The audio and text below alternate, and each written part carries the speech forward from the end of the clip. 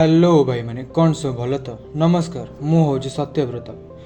आज आम सार आमर फाइनाल इयर प्रोजेक्ट किसी आमको टास्क देते जोटा कि फाइनाल इयर प्रोजेक्ट रे आमको निजको सब रिसर्च करने पड़ो तार उपर कौ प्रोजेक्टा भल हम करने तो से लगी मुझे पहुँच जाइए आम लैब को। ये हूँ आम डिपार्टमेंटर मैट लैब। तो ये आसी बसीगली गोटे भल प्रोजेक्टर सन्धान में तो बहुत समय लगे गोटे प्रोजेक्ट खोजापी आगुरी भी मुझे गोटे प्रोजेक्ट भाभी जोटा कि निजे मन करी किसी समय से प्रोजेक्ट को बुझा लगे तापर तार डायग्राम बहुत भाई डिफिकल्ट थिला तो बहुत समय लगे से डायग्राम को बुझापी पूरा टेंशन भाया लगे तो सब से डायग्राम देखी बुझी सारा पर तो मुझे बसी पड़ी डोरेमन कार्टून देखापी। तो भाई विश्वास कर मत डोरेमन कार्टूनटा बहुत बढ़िया लगे। तो छोट बड़े यही डोरेमन देखापी मु घरे बहुत केते माड़ खाई पूरा 5-6 घंटा धरी मुझे कार्टून देखे।